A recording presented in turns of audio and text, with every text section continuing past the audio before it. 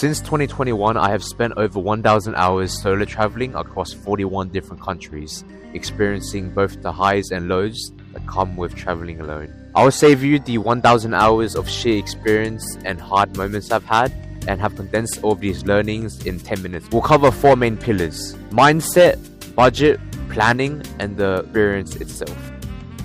The biggest mistake I see a lot of beginners make is treating solo travel like it has to be a perfect holiday. They expect every day to be amazing, every person they meet to be a lifelong friend, and every experience to live up to the highlight reels they see online. Trust me, it's not how it works. I want you to treat solo travel as an opportunity to grow. Of course, go out there and see the tourist attraction, eat all the good food, and experience all you desire. But understand there will be moments where you're uncomfortable, anxious, or completely out of your comfort zone. That's completely normal. Think about riding a bike. Nobody expects to jump on the first time and be perfect. You wobble, you fall off, you'll look like a fucking idiot, but eventually it'll click.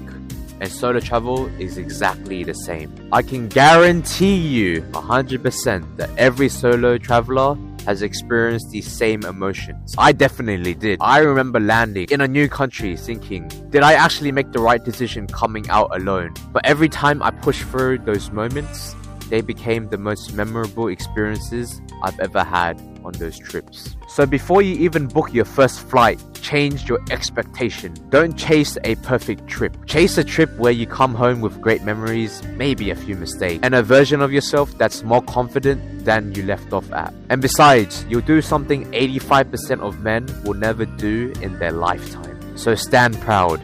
You fucking made it.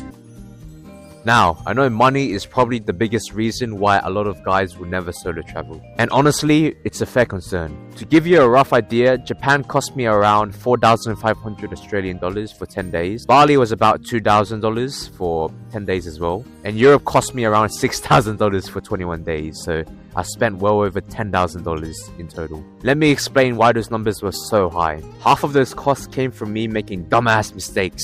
I booked my Japan flight 2 months before Christmas, which is one of the most expensive times to travel. And I also live in Australia where flights are so expensive. So if you want to save money and be quite frugal, don't do what I did. Book your flights early, compare prices, and don't leave everything until the last minute because you might go. Future you will thank you. Accommodation is also another easy way to save money overseas. Stay in hostels. Avoid eating at tourist trap restaurants. And don't feel like you need to spend money endlessly or aimlessly just because you're in a new foreign country. You're not taking limos everywhere or eating at 5-star restaurants every night. You're traveling on a budget, and that's completely fine. If you're looking for somewhere cheap to solo travel, Southeast Asia is pretty amazing. Places like Bali, Thailand, and Vietnam are really fucking cheap compared to places in Europe. For me, I spent, as I mentioned, $1,000 on a plane ticket to Bali, and probably only $1,000 for the accommodation, food, and activities there.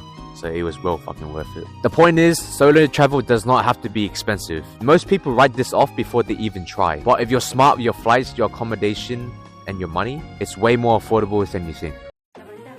A mistake I see every beginner do is creating the perfect itinerary. Trust me, I did the fucking exact same thing. I also made the mistake of overpacking. And trust me, you don't need to pack that many items. Unless you pack like 2 t-shirts, then yeah, pack fucking more. Instead of stressing out on every little detail, focus on the essentials first. Book your flights, organize your passport and any visa details that you need. Get travel insurance, set up an eSIM so you can use internet online overseas. Sort out your accommodation and bring out some emergency cash. Once you've got those covered, you've done 95% of the work.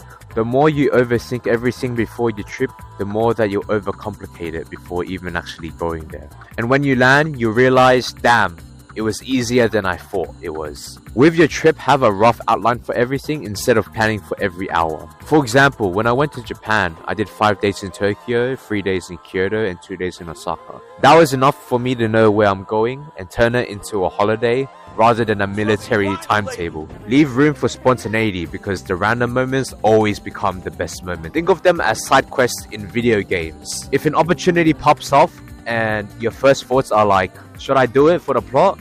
Or is this a fuck it moment? The answer to both is yes. Go and do it. Some of my favorite moments came when I had those thoughts pop off. Hiking up a mountain in Spain after partying until 4 AM the night before. Forcing myself to go to a hostel pub crawl on my first night in Spain after feeling jet lag and anxious. Trust me, those are the moments you remember for life. Nobody talks about the day they followed their itinerary perfectly and everything was sunshine and rainbows. People always remember the random unexpected shit that happens along the way. I've got an entire video on making friends while solo traveling, so I won't go too deep into this. But if you can, book a social hostel. It'll make meeting people 1,000 times easier because everyone else is in the exact same position as you. I use Hostel World and you should look for social hostels rated 9.5 stars and above. Check the reviews, read if people say it's fun, friendly and social. And if possible, book dorm rooms with 4 to 6 different people. It's much easier to make friends through your accommodation in a dorm room. And if you book a hostel that is full of drunk idiots that party at 7 AM every night, don't force yourself to stay there. Just book 1 or 2 nights maximum at a time and move to somewhere that suits your vibe. One thing nobody really talks about is how solo travel can get lonely at times. You'll probably have moments where you're eating by yourself, walking around by yourself, or wondering if everyone else is having a better trip than you.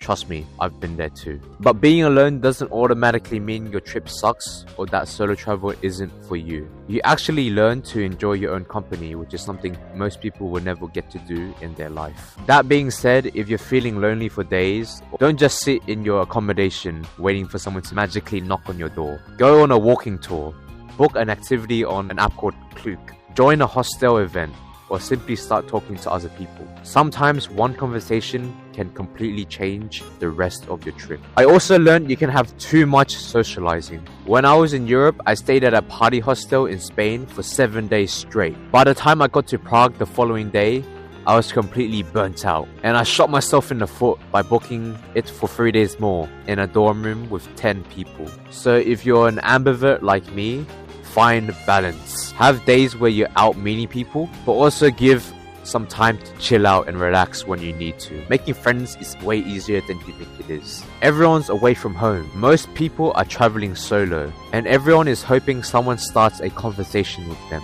Don't wait for people to approach you first. Be that guy who says hello. Ask someone where they're from. Invite them to grab food or join a hostel activity. They will be happy that you made the first move because they were probably just as nervous as you. The more conversations you have, the easier it becomes. Like anything else, socializing is just another skill. The more reps you get, the more natural it feels. Safety is another thing that scares a lot of people away from solo traveling, but honestly, common sense solves most of it. Don't flash your expensive jewelry everywhere. Don't get yourself blackout drunk in a dodgy area. And don't be careless with things like your passport or your wallet. If someone gives you a bad feeling, trust your instincts and leave straight away. And if someone gives you free weed, take that shit immediately. Nah, I'm just kidding. Obviously say no.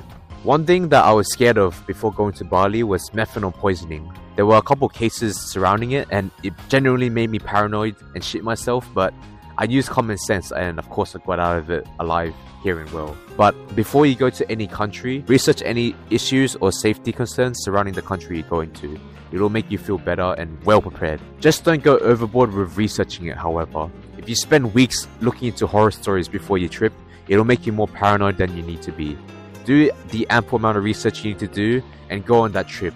Trust me, you won't die or anything crazy will happen to you. Trust yourself, trust your common sense, and go on that trip. Solo travel has genuinely been one of the best things I've ever done in my life. Not because every trip was perfect, but because every mistake taught me something. Every random conversation became a story, and every trip made the next one a bit easier. It's one of the best forms of self-improvement for young men in their 20s, and I don't think a lot of guys are talking about it enough. You become more confident, more independent, and way more adaptable because you're forced to figure things on your own terms. If there's one thing I want you to take away from this video, it's that you don't need the perfect plan before you go on the first ever solo trip. You're going to make mistakes. You're going to get things wrong. That's part of the experience, and those mistakes end up becoming your best stories. So if you've been sitting on the fence wondering whether you should book that solo trip, this is your sign. Remember, the hardest part isn't traveling, it's taking that first step.